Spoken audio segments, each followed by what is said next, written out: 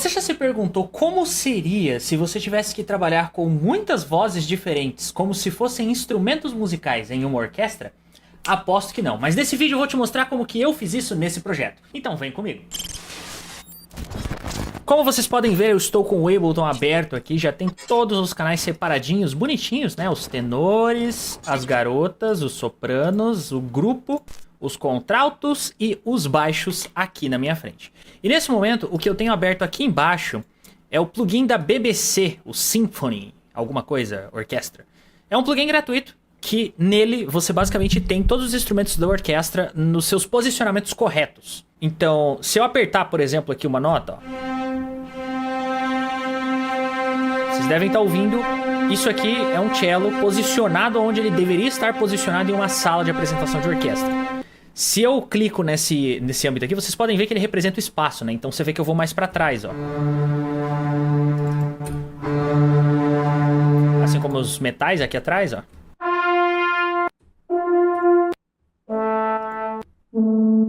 Por que isso é interessante? Eu não entendo absolutamente nada de posicionamento vocal, de soprano, mezanino e sabe lá Deus mais o que. Pra mim isso é só um monte de nomes estranhos, mas eu organizei assim porque enquanto eu estava fazendo isso, o produtor desse grupo vocal, né, que vai fazer o musical de apresentação, me disse o que eram essas coisas. Então eu usei isso pra organizar. E agora que eu tô tendo que mixar essas vozes, eu percebo que cada nome desses representa um tipo de afinação, digamos assim. O que eu percebi? Os contraltos, por exemplo, são vozes mais médio agudas. Já os sopranos são bem agudos. Por que isso é interessante? Como eu não entendo nada e eu quero fazer uma coisa que seja intuitiva, eu vou usar esse instrumental aqui de referência. O que eu tenho aqui que é mais agudo? São os violinos.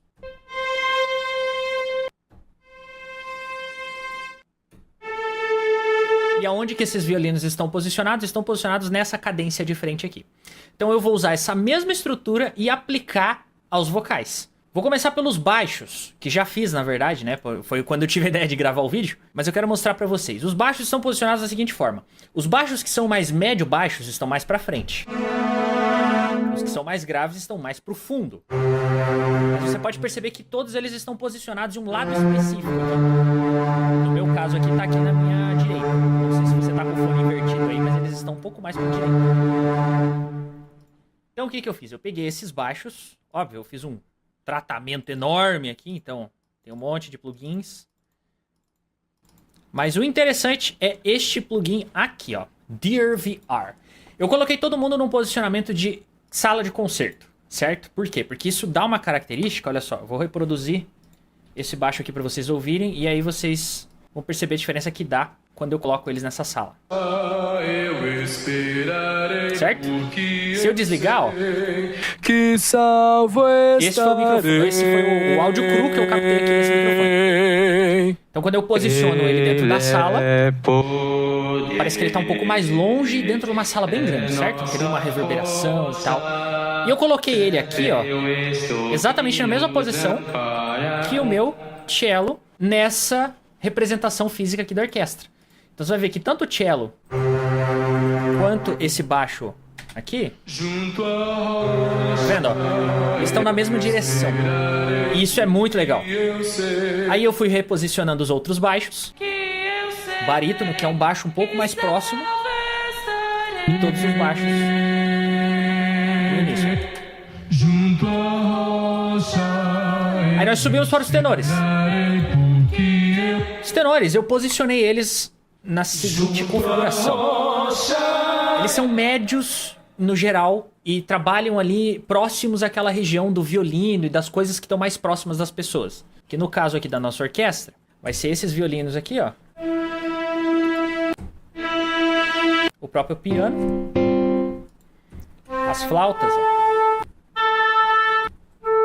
Você vê que é mais ou menos a mesma range ali, a mesma área, certo? Então o que eu fiz? Eu peguei o Dear VR mais uma vez, coloquei aqui o Concert Hall e posicionei cada um mais próximo, mas fazendo uma espécie de círculo em volta de quem tá ouvindo. Que salvo estarei.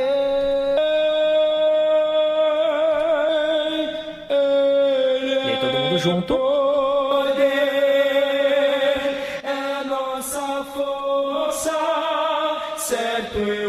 Aí você já consegue entender que forma um círculo em volta de você com essas vozes. E os baixos posicionados mais ao fundo. Então quando eu coloco os dois juntos, um sobre o outro, junto à rocha, cada voz tá no seu lugar. Ninguém atrapalha ninguém. Que eu sei que salvo estarei. Seguindo essa linha de raciocínio, posicionando também os contraltos. Junto à rocha eu esperarei, porque eu sei que salvo estarei.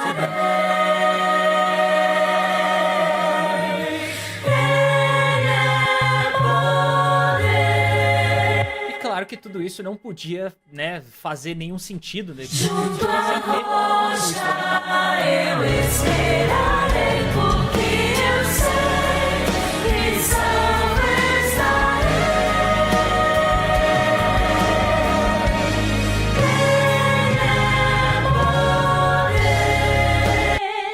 É nossa força, certo eu estou que nos ampara com suas mãos. Ele é a rocha da salvação que nos sustenta.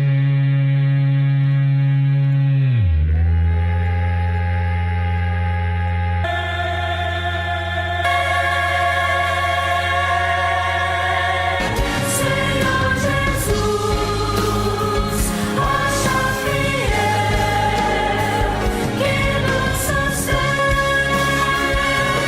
rocha da salvação que nós somos.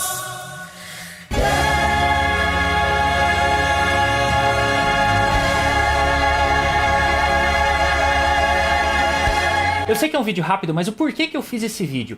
Se você tá se encontrando em uma situação onde o seu conhecimento pode ser um limitador para o que você está fazendo, você pode pegar alguma outra coisa que você sabe e aplicar a essa mesma área de conhecimento. Nesse caso específico, eu nunca trabalhei com tantas vozes em simultâneo que não fosse eu mesmo cantando várias vezes, obviamente, ou usando algum plugin para fazer isso de forma artificial. Então qual que foi a solução que eu encontrei para não ter que estudar toda a teoria de dinâmica vocal e como que funciona uma estrutura dentro de uma sala de concerto para aplicar isso aqui? Eu usei um conhecimento que eu já tinha, que é trabalhar com vários instrumentos, porque eu já usei esse plugin em algumas músicas do Castle Track para fazer músicas que lembram bastante músicas reproduzidas em sala de concerto, ou seja, trabalhar com vários instrumentos de orquestra. E nesse caso aqui eu pensei, poxa, são vozes diferentes que ocupam espaços semelhantes aos instrumentos, por que não fazer a mesma coisa? Então se você estiver passando por algum tipo de problema que parece que a solução vai te requerer um esforço muito grande, talvez para você resolver esse problema, você só precise pegar alguma outra coisa que você sabe e tentar pensar um pouco fora da caixa usando esse conhecimento para resolver